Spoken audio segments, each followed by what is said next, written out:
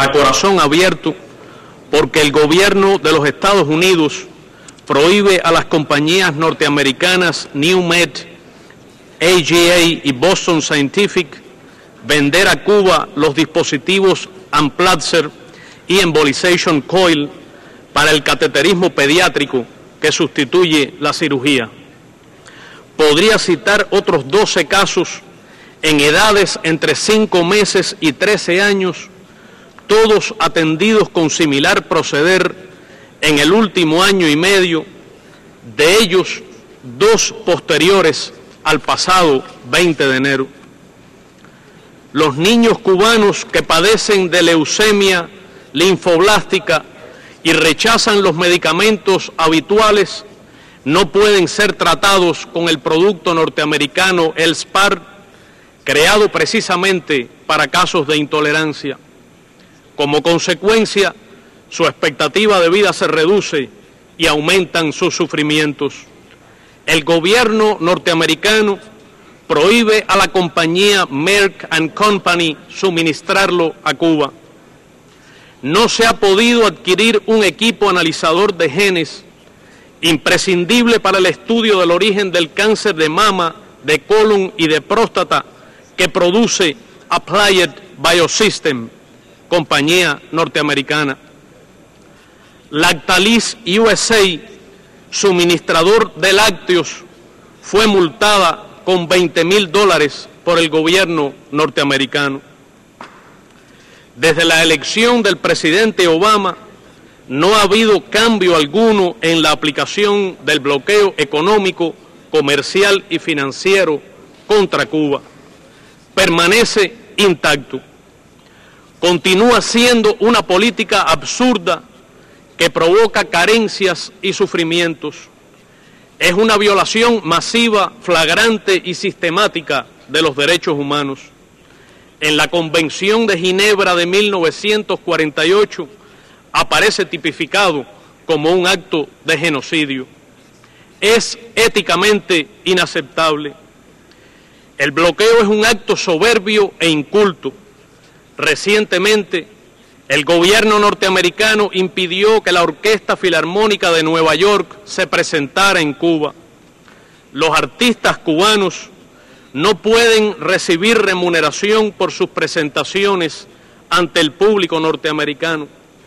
¿Cómo la creación artística puede ser considerada un crimen? Microsoft bloqueó el acceso de Windows Live a Cuba porque, según se lee al abrir esa herramienta, así es para los usuarios de los países sometidos a embargo de los Estados Unidos. Igual ocurre con las páginas web Cisco System, SolidWorks y Symantec. El bloqueo restringe el ancho de banda y la conectividad de Cuba. Se prohíbe nuestra conexión a cables marítimos de fibra óptica que pasan junto a nuestras costas. ¿Por qué el gobierno de los Estados Unidos impide el libre flujo de la información y el acceso a las nuevas tecnologías?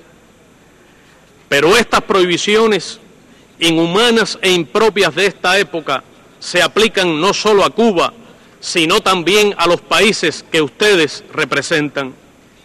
Philips Medical incumplió el suministro de piezas de repuesto contratado para equipos médicos comprados por valor de $72 millones instalados en Cuba y en Venezuela. Fue además multada con $200,000. Es una compañía de Países Bajos a la que el gobierno estadounidense aplica extraterritorialmente el bloqueo.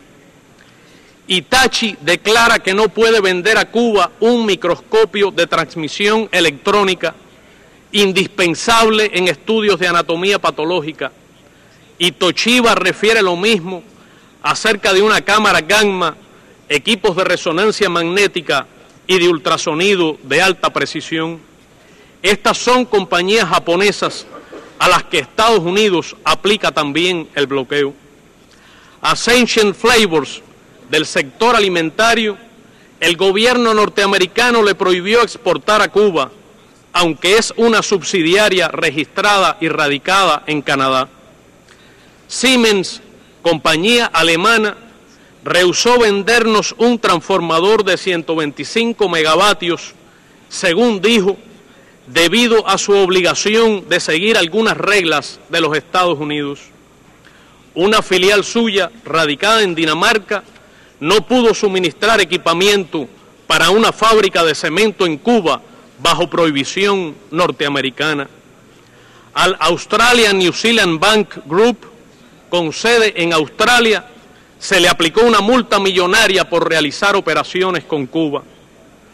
A 1.941 buques que atracaron en Cuba entre julio del 2008 y del 2009 se les prohibió entrar a puertos norteamericanos durante 180 días. En el informe del secretario general de las Naciones Unidas, que incluye el presentado por Cuba, hay otros muchos ejemplos. Los representantes de Estados Unidos mienten cuando afirman que el bloqueo es un asunto bilateral. La aplicación extraterritorial de las leyes del bloqueo, como la Helms-Burton y la Torricelli, contra los estados aquí representados, es una grave violación del derecho internacional, de la Carta de las Naciones Unidas, de la libertad de comercio y navegación. En el último periodo se han aplicado medidas del bloqueo al menos contra 56 países. Corresponde pues a la Asamblea General ocuparse de este asunto. El 76% de los norteamericanos, según recientes encuestas de instituciones de este país, se opone al bloqueo. Ignorar la voluntad de cambio y mantenerlo es antidemocrático. En época de desempleo y crisis económica, los empresarios estadounidenses tienen vedado el mercado cubano. Se les prohíbe invertir en Cuba. Las compañías del mundo no tienen competencia norteamericana en Cuba porque el gobierno de Estados Unidos lo prohíbe.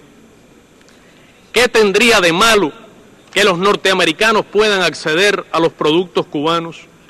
¿A quién dañaría que se abran nuevos puestos de trabajo en los puertos norteamericanos como resultado del desarrollo de relaciones comerciales normales entre ambos países?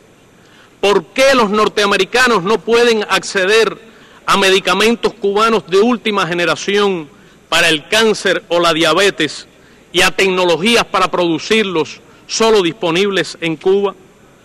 ¿Por qué la empresa Bacardí, que pagó el lobby que impuso la ley Helms-Burton, evade la competencia y obliga a los norteamericanos a comprar más cara una mala imitación de ron cubano? ¿Por qué un habano debe ser inalcanzable y exótico en este país? El presidente de los Estados Unidos pareció atrapado en el pasado cuando el 11 de septiembre prorrogó otro año la aplicación del bloqueo, basándose en el interés nacional de los Estados Unidos y con fundamento en la Ley de Comercio con el Enemigo de 1917, aplicable solo a situaciones de guerra y vigente únicamente para Cuba. Ninguna persona seria puede sostener que Cuba es una amenaza a la seguridad nacional de la única superpotencia. Toda nuestra fuerza es la del derecho, la verdad y la razón. Cese la inclusión de Cuba en la lista espuria de supuestos estados patrocinadores del terrorismo, que es el soporte de algunas medidas de bloqueo, y fírmese ya la libertad de nuestros 5 héroes antiterroristas injustamente encarcelados en este país.